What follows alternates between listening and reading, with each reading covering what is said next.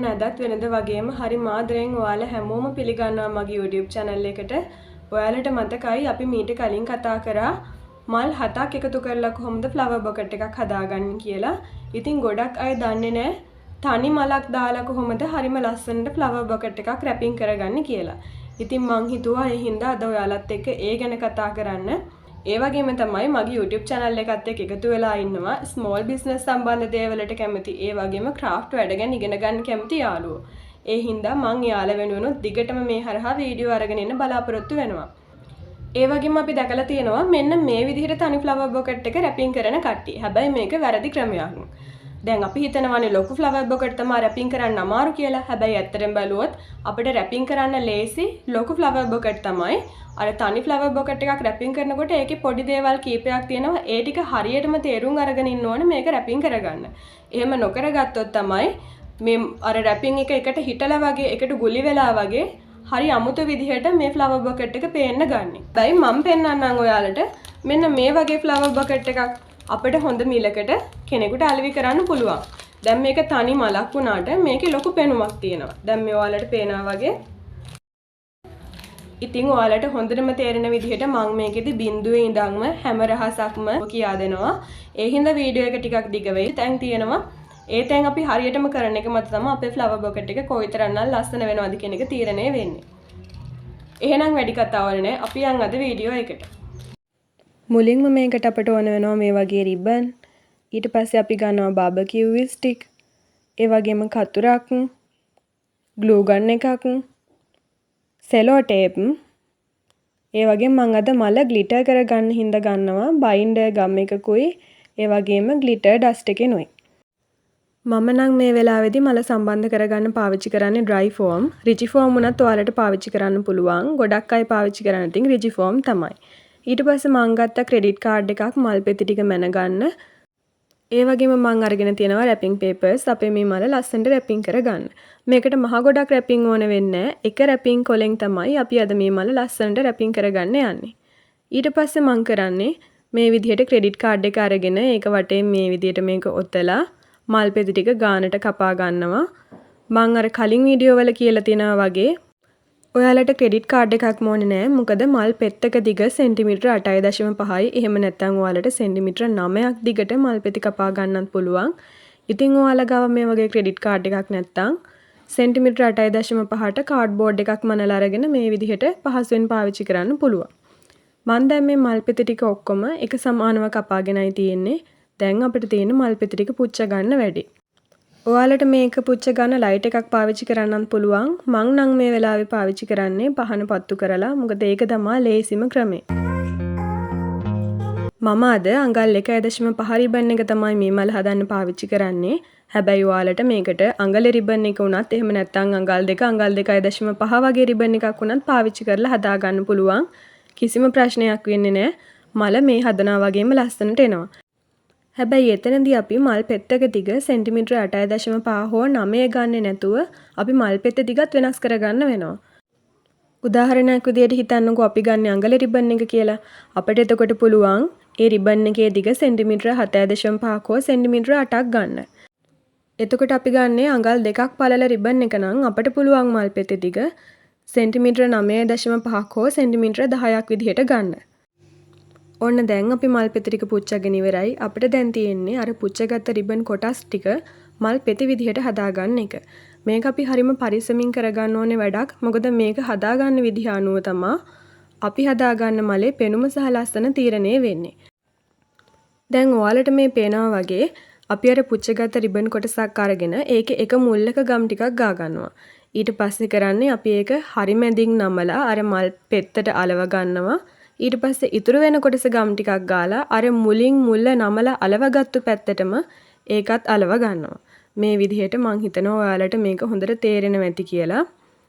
මේක හරිම පරිස්සමින් හිමින් සිරුවේ කරන්න ඕනි වැඩක්. මේ විදිහට ආපහු අපි අර මල් පෙත්තක මුල්ලක් නමා ගත්තා.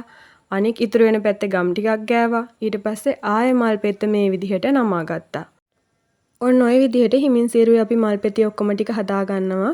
ඒ වගේම මම වීඩියෝ එකේ මුලදී කියන්නේ නැති ඔයාලට මේ හැම දෙයක්ම අපට ඕන වෙන්නේ මේක හදාගන්න. ඉතින් ඔයාලා ග්ලූ ගන් එකක් නැත්නම් ඒ ගැන හිතන්න එපා. ඔයාලා ගාව ග්ලූ ගන් බට තියෙනවනේ. ඔයාලා පහනක් පත්තු කරලා ග්ලූ ගන් බටේ කෙර ටිකක් අල්ලලා රත් කරලා අපිට පුළුවන් මේ ග්ලූ ගන් අරගෙන මෙහෙම හදාගන්න. එහෙම නැත්නම් අපිට පුළුවන් B7000 ගම් එක අරගෙනත් මේ රිබන් මල් පෙති හදාගන්න. මොකද ග්ලූ ගන් එකක්ම ග්ලූ ගන් බට මුණු කරලා ගන්න ඕනේ වෙන්නේ නැහැ. ඔන්න දැන් අපි ඇවිදින්න ඉන්නේ මේ මල හදාගන්න එකේ වැදගත්ම වැඩේට. අපි පළවෙනි පෙත්ත අලව ගනිද්දී අපි කරන්නේ ඒකේ හරිය ගම් ගාලා මේ විදිහට උඩ බාබකියු ස්ටික් එකට ටිකක් තද කරලා ගන්නවා. නැත්නම් මේ මල හදාගත්තට පස්සේ මල් පෙත්ත අතරින් බාබකියු ස්ටික් එක පේන හින්දා. ඒ වගේම තමයි ඔයාලා මේ මල් පෙති බාබකියු ස්ටික් එකට අලව ගන්නකොට මේක ගම් ගාලා හොඳට අලව ගන්නවා වුණාට ඕනවට වඩා තද කරන්න එපා. එහෙම වුණොත් වෙන්නේ මල් පෙති එකට ගුලි වෙලා වගේ තමයි පේන්න ගන්නෙ. දැන් ඔන්න දෙවෙනි මල් පෙත්තත් අලව ගන්නවා. ඔයාලට පේනවා ඇති මං මේකේ මේ මුළු වලින් වගේ තමයි මල සම්බන්ධ කරගන්නේ. නැතුව අර මල් පෙත්ත පුරාම ගාලා පළවෙනියට හදාගත්ත මල් පෙත්තට මේක අලවනවා නෙමෙයි කරන්නේ. ඉතින් ඔයාලටත් පුළුවන් මං මේ මල හදන විදිහ බලාගෙන ඔයාලා හදන මලත් හදාගන්න. මොකද මං කලින් වීඩියෝ එකේදී මේ තරම්ම සම්පූර්ණයෙන් මල හදාගන්න විදිය ඔයාලට කියා දුන්නේ නැහැ. හැබැයි ගොඩක් අය ප්‍රශ්න ගොඩක් අහලා තිබුණ හින්දා මට හිතුණා සම්පූර්ණයෙන්ම මල හදාගන්න විදිය ඔයාලත් එක්ක පෙන්නන ගමන්ම ඒ ගැන කියා දෙන්න. ඉතින් මේ මල හදාගන්න ගමන් ඔයාලා මගෙන් අහලා තිබුණු ප්‍රශ්න කීපයකටත් මං උත්තර දෙන්නම් කියලා හිතුවා. ගොඩක් අය මගෙන් ඇහුවා මේ බාබකියු ස්ටික් ගන්නෙ කොහෙන්ද කියලා. මේවා කඩවල වල තියෙනවා. මේ වගේ එක එක සයිස් තියෙනවා. අඟල් 8, අඟල් 10, 12 වගේ සයිස් තියෙනවා. ඒ අනුව මිල පොඩ්ඩක් වෙනස් වෙනවා. ඔයාලා බලන්න කෑම කඩවල් වල ඒ වගේම ක්‍රාෆ්ට් බඩු විකුණන තැන් වලත් තියෙනවා මේවා. බාබකියු ස්ටික් කියලා ඉල්ලුවාම ඔයාලට මේවා ගන්න පුළුවන්. ඊට පස්සේ තව අහලා තිබුණා මගෙන් මේ පාවිච්චි කරන්නේ කොණ්ඩේ බඳින්න පාවිච්චි කරන රිබන් එකද කියලා. දැන් මේ වර්ගේ නම් සැටින් රිබන් තමයි. හැබැයි අපි කොණ්ඩේ බඳින්න පාවිච්චි කරන්නේ අඟල රිබන් එකනේ. අඟල රිබන් එක පාවිච්චි කළත් ඔයාලට මේ මල හදාගන්න පුළුවන්. ගැටලුවක් නැහැ. හැබැයි මම අර කලින් වීඩියෝ එකේදී මේකෙදී දෙකේම පාවිච්චි කරලා තියෙන්නේ අඟල් 1.5 රිබන් එක. තව අහලා තිබුණා මේ පේපර් රිබන්ද කියලා. පේපර් රිබන් කියන්නේ මේක නෙමෙයි. පේපර් රිබන් කියන එකේ නිකන් මේ කඩදාසි කොළවල වගේ ගතියක් තියෙනවනේ. පේපර් රිබන් එක නෙමෙයි මේක සැටින් රිබන් එක. ඔයාලා මේ ක්‍රාෆ්ට් බඩු විකුණන කඩේකින් ෂොප් එකකින් ගිහිල්ලා ඇහුවොත් සැටින් රිබන් කියලා ඉල්ලුවොත් ඔයාලට මේ රිබන් එක ගන්න පුළුවන්. මේ රිබන් වර්ගවලත් රිබන් කීපයක්ම තියෙනවා. රෝස් මල් හදාගද්දි ඉතින් අපි පාවිච්චි කරන්නේ සැටින් රිබන් එක තමයි. ඒ වගේම තමයි මේ මල හදනකොට අර පෙති එකට එකතු වෙලා ගොලි වෙන්නේ ඇයි කියලා තිබුණා. හැබැයි මේ මලේදී නෙමේ. ඔයාලා දන්නවනේ අපි අර මල් පෙති එකට වැලක් වගේ එකට එකතු කරලා හදන මල තියෙන්නේ. ඒකෙදි අපි කරන්නේ මල් පෙත්තෙන් පෙත්ත අලවන එක නෙමෙයිනේ. මල් පෙති ගොඩක් එකට අලවලයි තියෙන්නේ. එතකොට එක මල් පෙත්තක මැදට තව මල් පෙත්තක් තියලා අලවපු ඒ විදිහේ වැලක් තමයි එකට අරගෙන රෝල් කරන්නේ. එතකොට අර ඒ ඔක්කොම ඉතින් එකට ගොලි වෙලා වගේ පේන එක සාමාන්‍ය දෙයක්. මල් පෙත්තෙන් පෙත්ත අලවනවා නම් ඒ හැඩයට පෙති හදලා වුණත් මල මීට වඩා පිරිපුන් ගතියකට ගන්න පුළුවන්. ඔන්න අපි මල සම්පූර්ණයෙන් හදාගෙන ඉවරයි. මම ඔයාලට කිව්වනේ අපි අද මේ මල ග්ලිටර් කරනවා කියලා. ඉතින් මම ඒකට මේ වගේ පොඩි ස්පොන්ජ් කෑල්ලක් ගත්තා. ඔයාලට මේකට ඩ්‍රයි ෆෝම් කෑල්ලක් ගන්නත් පුළුවන්. එහෙම නැත්නම් ඔයා ගිල්ලෙන් ගම් ගා ගන්නත් පුළුවන්. මේ විදිහට ගාන එක හැබැයි ගොඩක් සාර්ථකයි කියලා මම නම් හිතන්නේ. මොකද මේ හරියට අර මල් පෙති අතරට ගම් ටික ගා ගන්න පුළුවන්කම තියෙන හින්දා. ඔයාලත් මේකට බයින්ඩර් ගම් එකක්ම පාවිච්චි කරන්න බලන්න. මොකද මේ සමහර ගම්වලදී මේ ඩස්ට් එක ගැලවිලා යන්න බලනවා ඉක්මනට. මේවා මං හිතන්නේ ලීටර් ගානට කිරලා ගන්නත් පුළුවන් තැන් තියෙනවා. එතකොට ලොකුවට ඔයා බිස්නස් එකක් කරන කෙනෙක් නම් ඔයාට එහෙම ගන්නත් පුළුවන්. දැන් ඔන්න මං මේකේ නොපෙන්නුවාට දෙසරයක්ම ගම් ගාගෙන තියෙන්නේ. මොකද හොඳට ගම් ගා ගන්න එක මත තමයි ග්ලිටර් ටික මලට ඇලවිලා තියෙන්නේ. ඊට පස්සේ මේ විදිහට හොඳට ග්ලිටර් කුරු ටික මේ වගේ භාජනයකට දාගන්න. පතුල ලොකු භාජනයකට ඊට පස්සේ දාගෙන මේ විදිහට හොඳට මලට අතින් තට්ටු කරන්න. අර වැඩිපුර ග්ලිටර් කොටස් තියෙනවා නම් ඒවර මල් අතර ඉතුරු වෙලා ඒවත් අයින් වෙලා යනවා.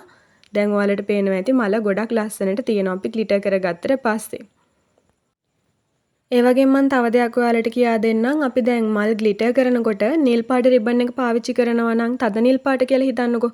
තද නිල් පාට ග්ලිටර් එකම ඕනේ වෙන්නේ නැහැ. ලා නිල් පාටින් පාවිච්චි කරන සැටින් රිබන් එකකට උනත් අපිට තද නිල් පාට ග්ලිටර් එකක් පාවිච්චි කරන්න පුළුවන්. එතකොට තියෙන්නේ අමුතුම ලස්සනක්. දැන් ඔන්න අපි ඩ්‍රයි ෆෝම් තමයි අද පාවිච්චි කරන්නේ මේ මල සම්බන්ධ කරගන්න. මම ඩ්‍රයි ෆෝම් එකෙන් 3න් එකක වගේ කොටසක් අරගෙන තියෙනවා. අපිට මේකට ඕනේ හරිම පොඩි කොටසක්. ඒ හින්දා මම ඒක ආපහු සැරයක් මේ විදිහට කපා ගන්නවා. මොකද ඝනකම වැඩි. මේ තියෙන කොටස ඒ හින්දා මේ විදිහට කපාගෙන මම ඒක ආපහු සැරයක් මෙහෙම කපා ගන්නවා. අපිට මෙතනදී ඕන වෙන්නේ ටිකක් ඍජු කෝණාශ්‍රයක වගේ හැඩයක් තියෙන්න. මේ අපි පාවිච්චි කරන ඩ්‍රයි ෆෝම් කොටස සාමාන්‍යයෙන් පළලකට තියෙනකොට තමයි අපිට පුළුවන් ලස්සනට මේක රැපින් කරගන්න. රැපින් කොළ ටික මේ ලස්සනට සම්බන්ධ කරගන්න පුළුවන්. මේක සමචතුරාස්‍ර වගේ හැඩයකට ගත්තොත් අර රැපින් සම්බන්ධ කරගන්න තියෙන ඉඩ අඩු වෙලා යනවනේ. ඒ හේතුව හින්දා. ඔන්න දැන් අපි කරන්නේ මේකේ තවත් වැදගත් කොටසක්. අපි මේ විදිහට රැපින් කොලේ අරගෙන මං මේ කොලේ 4කට නමා ගන්නවා.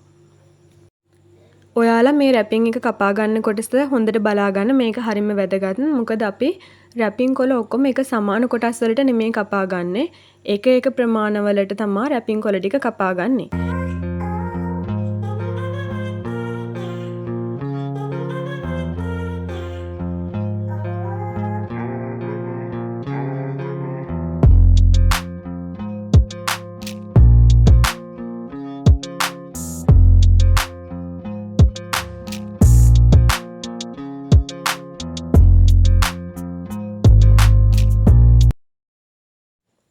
දැන් අපි අර 4ට කපාගත්ත රැපින් කොටස් වලින් එක කොටසක් විතරක් පැත්තක තියාගෙන තව කොටස් දෙකක් ගන්නවා. ඒවා ආපහු දිග අතර දෙකට කපා ගන්න.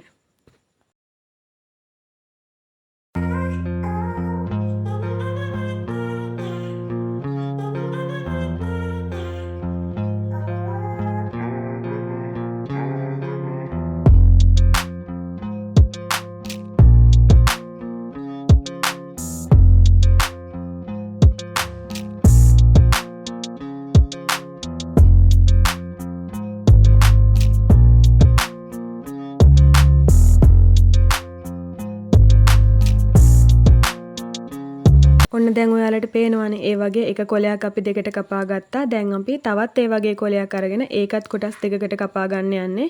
එතකොට අපිට මේ වගේ දිග හැඩයක් තියෙන කොටස් තියෙනවා 4ක්. දැන් ඔන්න අපි අර සමානව කපාගත්තු කොටස් 4න් කොටස් 3ක්ම ආපුව කපා ගත්තනේ. දැන් අපි අර ඉතුරු අවසාන කොටසත් අරගෙන ඒක ආපහු 4ට කපා ගන්න තමයි මේ ලෑස්ති වෙන්නේ.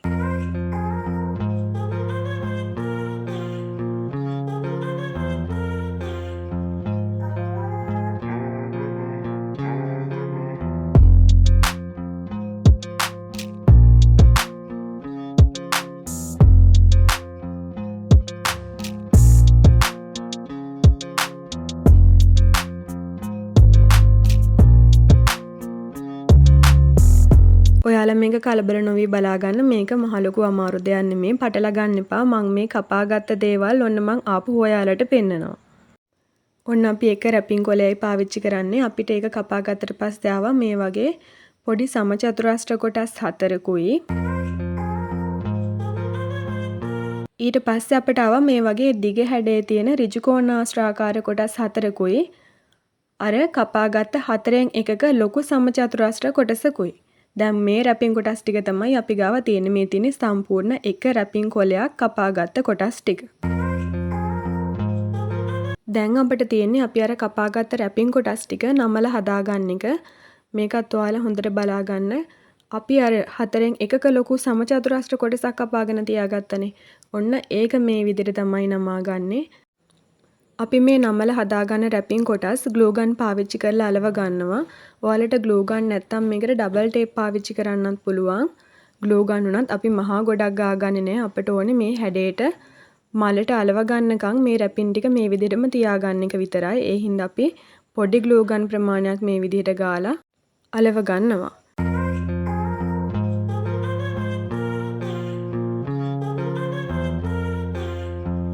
දැන් ඔයාලට පේනවා ඇති අපි අර නමාගත්ත රැපින් කොලේ පොඩ්ඩක්වත් වෙනස් වෙන්නේ නැතුව හදාගත්ත විදිහටම හරිම ලස්සනට තියෙනවා. ඔන්න අපි එක රැපින් කොලයක් නම් නමල ලස්සනට හදාගෙන ඉවරයි. දැන් තියෙන්නේ අනිත් කොටස් ටික. ඔයාලට මතකයිනේ අපි මේ වගේ ඍජු කෝණාශ්‍ර හැඩයට එන රැපින් කොල 4ක් කපා ගත්තා. අපි මේ කොල 4 තමයි හදාගන්න යන්නේ.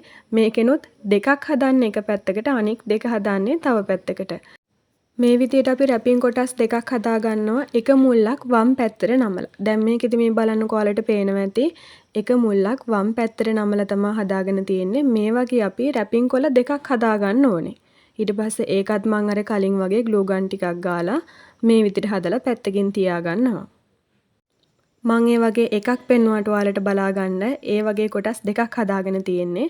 දැන් ඊට පස්සේ අපි එක මුල්ලක් දකුණු පැත්තට නමලා ඒ විදිහටත් රැපින් කොටස් දෙකක් හදලා පැත්තක තියා ගන්නවා. අර පුරුදු විදිහටම ග්ලූ ගන් ටිකක් ගාලා මේ විදිහට අලව ගන්නවා. ඒකෙල්ල ඒ රැපින් කොටස් දෙකත් මේ විදිහට පැත්තකින් තියා ගන්නවා. දැන් තියෙන්නේ අපි අර පොඩියට සමචතුරස්‍ර හැඩ 4ක් විදිහට කපාගත්ත රැපින් කොටස් තියෙනවානේ. ආන් ඒ ටික හදාගන්න. හොඳට මතක තියාගන්න මෙතනදී අපි ඒ වගේ රැපින් කොටස් 3ක් විතරයි හදාගන්නේ. අපි එකක් වෙනම පැත්තක තියා ගන්නවා. මේ නමන ක්‍රමයේ හොඳට බලාගෙන මේ විදිහට අලව ගන්නයි තියෙන්නේ. මේක නම් එක පැත්තක් දකුණට එක පැත්තක් වමට කියලා හැම විශේෂයක් නැහැ. මේ රැපින් කොටස් තුනම හදාගන්නේ මේ එකම විදිහට තමයි.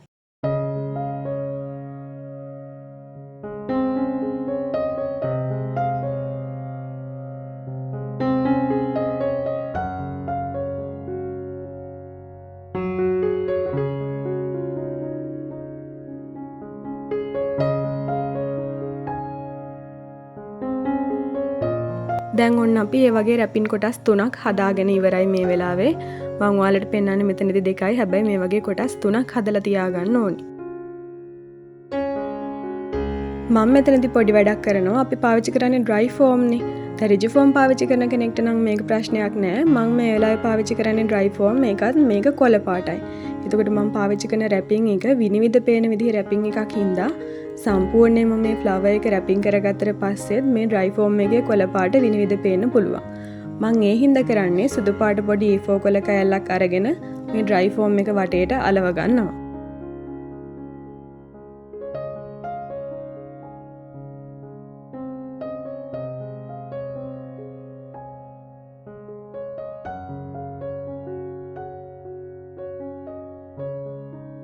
ඔයාලා මේ විදිහේ පාට dry foam පාවිච්චි කරලා වුණත් ඔයාලගේ රැපින් එක තද පාට තියෙන එකක් නම් මේ විදිහට කොහොමදවත් අලව ගන්න අවශ්‍යතාවයක් නැහැ.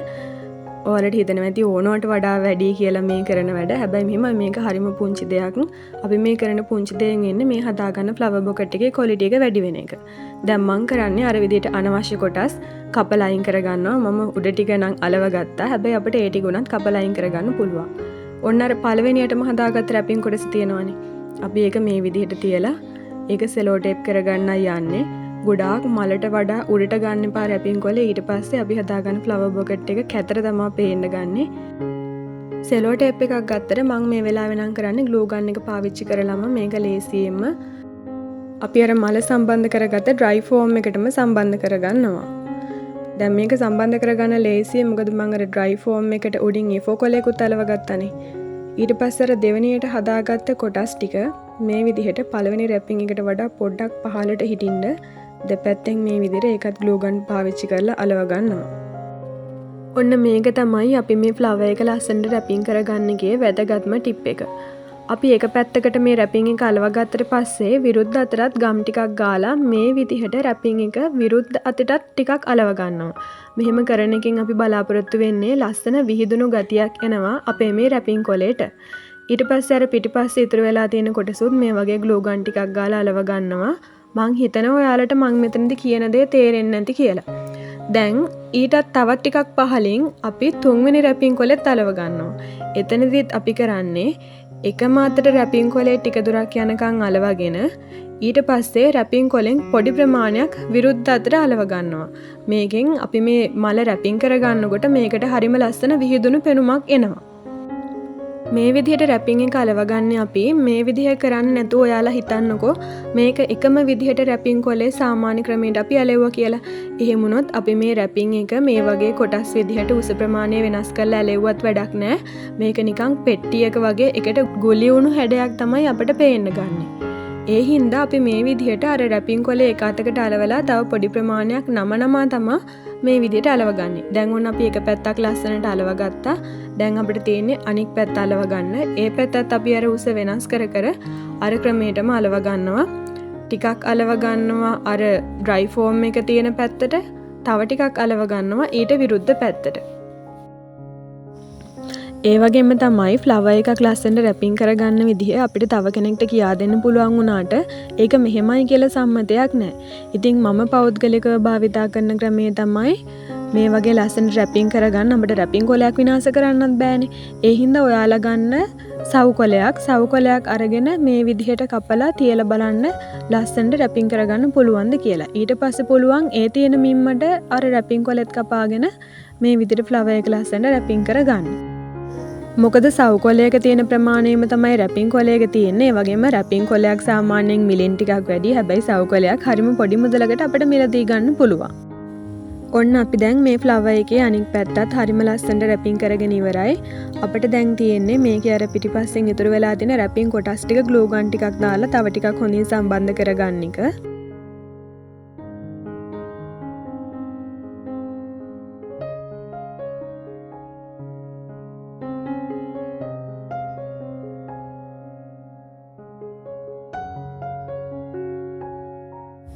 දැන් අපි මේ ෆ්ලවර් එකේ ඉස්සරහ කොටසත් අර ඉතුරු රැපින් කොටස් ටික අරවලා ලස්සන කරගන්න තමයි යන්නේ. ඔයාලට මතකද අපි මේ වගේ පොඩි රැපින් කොළ හදාගත්තනේ.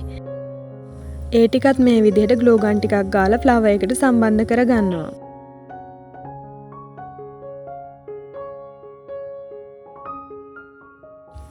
මේ පේනවා වගේ අපි මුලින් මර හදාගත්ත රැපින් කොටස් තුනෙන් රැපින් කොටස් දෙකක් මුළු දෙකට අලවගෙන තමයි අවසාන රැපින් කොටස ෆ්ලවර් එකේ ඉස්සරහට පේන විදිහට අලවගන්නේ.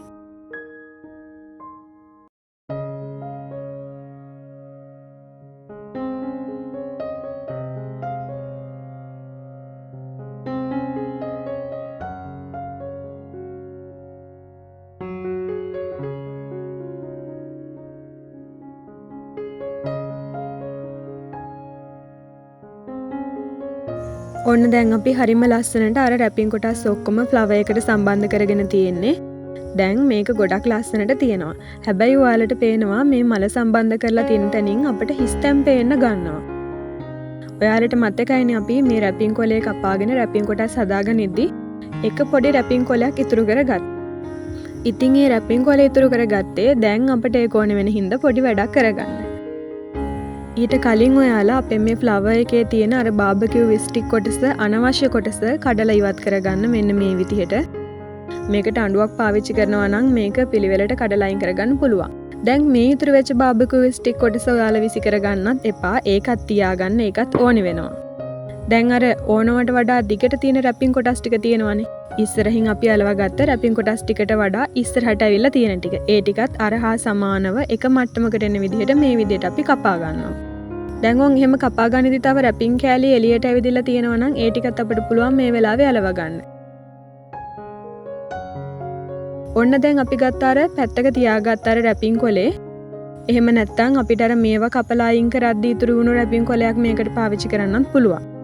අර රැපින් කොලේ අරගෙන අපි කරන්නේ ආපහු ඒක හතරකට කපා ගන්නවා.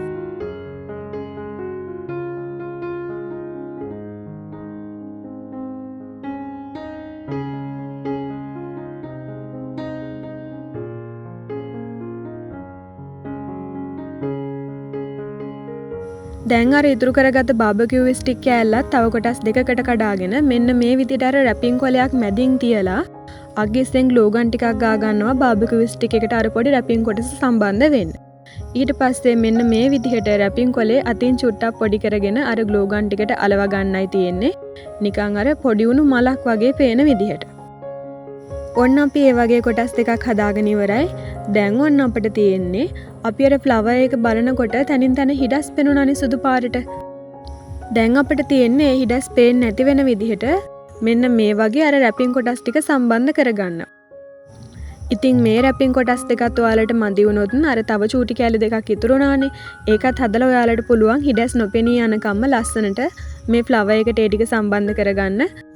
බලන්නකො අපි දැන් අර කරගත්තේ හරිම පුංචි දෙයක් වුණාට ඒ පුංචි දෙයෙන් ලොකු පිරිපුන් පෙනුමක් අපිට මේ ෆ්ලවර් එකට ආවා. මං මෙතනදි මේ පෙන්නන්නේ මම කලින් හදපු කළු පාට ෆ්ලවර් එකක් රැපින් කරලා හදාගත්ත.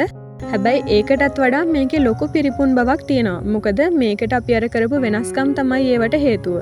දැන් ඔන්න අපි මේ ෆ්ලවර් එක වටේ රිබන් කොටසක් අලව ගන්නයි හදන්නේ. දැන් මං මල හදන්න පාවිච්චි කරේ අඟල් 1.5නේ.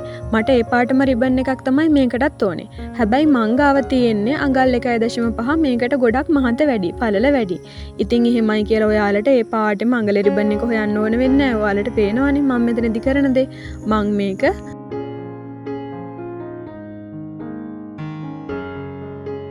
මේ ෆ්ලවර් එකේ වටේ ඔතා ගන්න මහත ඇති වෙන ප්‍රමාණයට මේ විදිහට නමලා තමයි පාවිච්චි කරන්නේ. ඉතින් ඔයාලටත් ඒ විදිහට පාවිච්චි කරන්න පුළුවන්. දැන් ඔයාලා අඟල් 1.5 රිබන් එකෙන් මල් හදන්න පාවිච්චි කරලා මේක වටේ අලව ගන්න අඟල රිබන් එකම හොයන්න යන්න ඕනේ. හැබැයි ඔයාලා ගාව එහෙම තියෙනවා නම් ඒක පාවිච්චි කරාට ගැටලුවක් නෑ. මං මෙතනදී ඒක මං ගාව නැති හින්දා මේ විදිහට නමලා අලව ගන්නවා. මේක ටිකක් ඔයාලා තදට නමලා අලව ගන්න. මොකද එතකොට රැපින් එක තවදුරටත් එහා මෙහා යනවා නම් ඒක නතර වෙලා රැපින් එක තවත් හොඳින් මලට අලලා හිටින්න බලනවා. ඔන්න මං මේකට සම්බන්ධ කරගන්න ලස්සන බෝ එකකුත් හදාගත්තා. දැන් අපිට තියෙන්නේ බෝ එකත් මේකේ මැදට හිටින්න අලව ගන්න එක. ඔයාලට මේ බෝ එක හදාගන්න විශේෂ ක්‍රමයක් තියෙනවානේ. ඔයාලට පේනවනේ මේක සාමාන්‍ය බෝ එකකට වඩා ටිකක් පෙනුමට තියෙනවා. ඉතින් ඔයාලා මේක දන්නේ නැත්නම් දැනගන්න ඕන නම් පහලින් කමෙන්ට් එකක් දාන්න මම ඔයාලට ඒක හදන හැටිත් පොඩි වීඩියෝ එකකින් අරගෙන එන්නම්. ඔයාලට පේනවනේ මේ ෆ්ලවර් බොකට් එක ලස්සන වෙන්න අපි හදාගත්ත මේ බෝ එකිනුත් ලොකු බලපෑමක් තියෙනවා. මොකද මේකේ ලොකු පිරිපුන් ගතියක් තියෙන හින්දා. ඉතින් බෝ එකත් එහා මෙහා වෙලා හරි එකට ගුලි වෙලා වගේ හිටිනවා නම් ඔයාලා මේ පෙති අයිනේ ග්ලූ ගන් ටිකක් ගාගෙන ඒක ඕනේ විදිහට තියෙන්න මේ විදිහට අලව ගන්න ෆ්ලවර් එකට තියලා. ඔන්න ඉතින් මං හිතනවා ඔයාලා අදත් වෙනද වගේම මේ වීඩියෝ එකෙන් ලොකු දෙයක් ඉගෙන ගන්න ඇති කියලා. ඉතින් ගොඩක් අය ෆ්ලවර් බොකට් හදන විදිහ ගැන කියලා දුන්නාට ඒකේ තියෙන පුංචි පුංචි රහස් කියා දෙන්නේ නැහැ. ඔන්න මං කිසිම දෙයක් ගුරු මුෂ්ටියක් තියාගන්න නැතුව ඔයාලට කියලා දීලා තියෙනවා. ඉතින් channel එක subscribe කරලා මාත් එක්ක එකතු වෙන්න අමතක කරන්නත් එපා. ඉතින් ඔයාලටත් online business සම්බන්ධ මොනවාම හරි දෙයක් ගැන ප්‍රශ්නයක් තියෙනවා නම් පහලින් comment එකක් දාන්න. මං ඒක වීඩියෝ එකකින් අනිවාර්යෙන්ම අරගෙන එන්නම්.